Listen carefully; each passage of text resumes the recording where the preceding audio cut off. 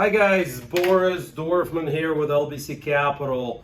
I want to address three things today: inflation, Biden's new tax plan, and ongoing talks about housing bubble.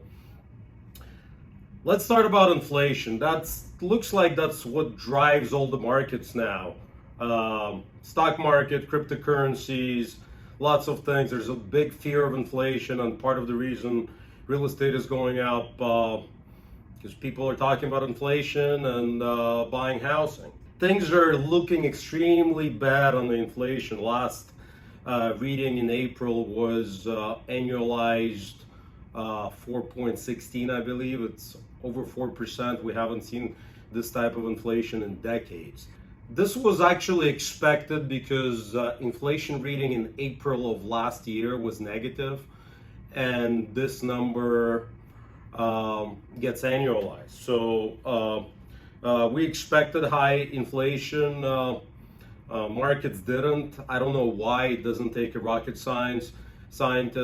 So yeah, it looks like we are in low fours on the consumer price index, and things are looking extremely bad. Lumber prices, wheat prices, car prices. There's no cars. There's shortage of chips.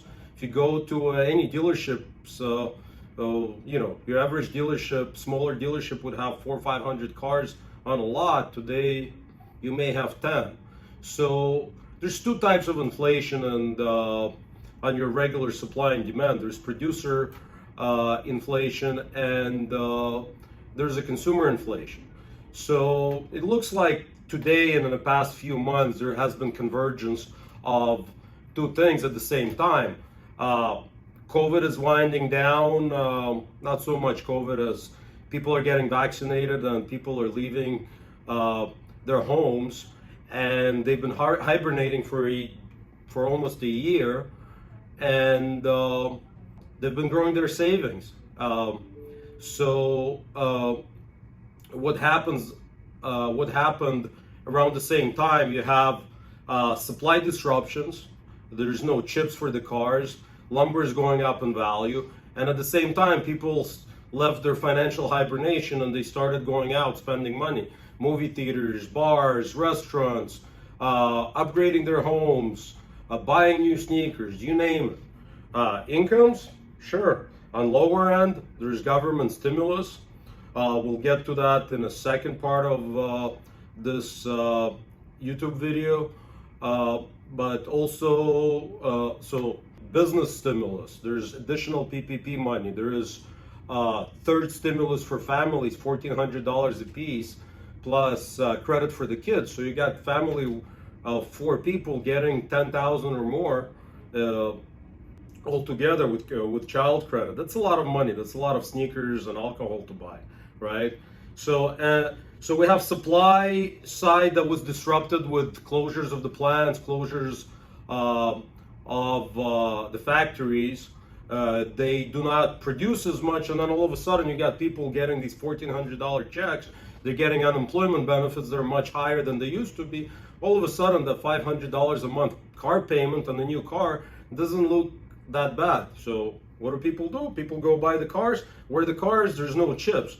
So there's no discounts, and there's supply side inflation. Also, there is a labor inflation because people are sitting at home collecting unemployment benefits, and you get less of a pool of workers out there. Restaurants cannot hire people because they get paid more sitting at home on their ass getting unemployment benefits. Again, not everybody. There's good people out there looking for jobs, but hey, take a single mother that used to pay for a babysitter, right? Today she's at home spending money with the kids, and she doesn't have to pay for that babysitter. Put a price tag on that, and then she's getting $54,000 annual unemployment benefits if she had a high-paying job. So inflation. Fear of the inflation will drive mortgage interest rates up, okay? And as I mentioned in my previous videos, the only threat to a growing real estate market are mortgage interest rates, okay? That being said, again, this is my opinion, guys. I don't think inflation going forward is going to be that much of a problem. Things will normalize. People will get back to work. They'll get this initial spending out of their system. They sit at home for a year. Yeah, they're going to go and buy all the crap that they don't need, that they couldn't buy on Amazon. But all this frenzy is going to wear out, okay? There's no movies in the movie theaters to see anyways. You go once and that's it. And if Lakers stay in the playoffs, they can't get in there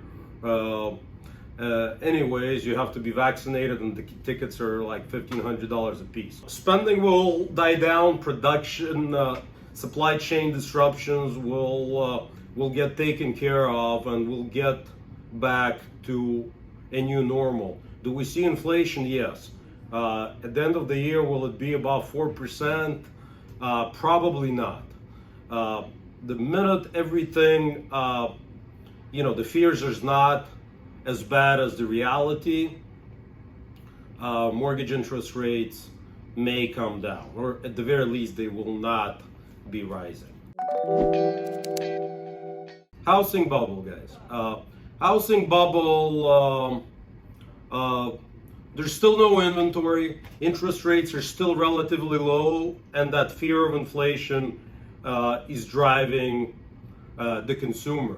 Also, just like in 2005, 2006, Wall Street is coming out with new lending products. It's not nearly as bad as it was in 2005. People still need to put 20-25% down payment for the most part, but there are a lot more products available, okay? Less inventory, more products available, financing products for people that were not able to secure financing 2-3 years ago. Lots of investment opportunities. People are buying to do Airbnb rentals.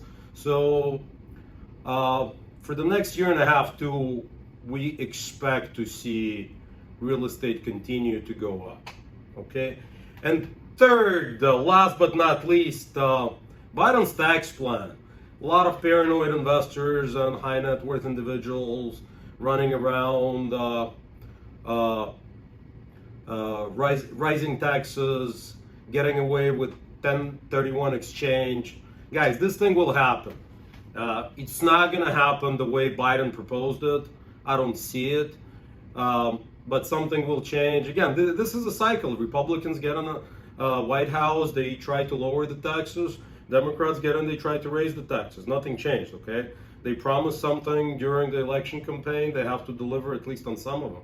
So things will happen. It's not going to be as bad as the initial proposal. He's bargaining. You should not come out with your best offer on day one. So you ask high, you'll get the counter with low, and you'll settle somewhere in the middle. I predict 1031 exchange will not go away. It will cause a lot of agitation. They may lose votes. Don't forget, there is a midterm election in 2022. So if they want to do something stupid, they're not going to do it now. Democrats are hanging on to 5 seat lead in a House, that even in Senate with a tiebreaker. So if they do something stupid, they're going to do something next year. As far as raising taxes, okay. You had your 4-year holiday. You'll probably have to pay on a higher income side a little bit more. Somebody has to pay for this spending, for this printing press. I don't think anything changes money-wise, economically in the near future. It's still dangerous as hell in the long run, but in the next couple of years, not much will change. Guys, subscribe down below if you haven't already. Thank you. Again, this is Boris with LBC Capital. I'll see you next time.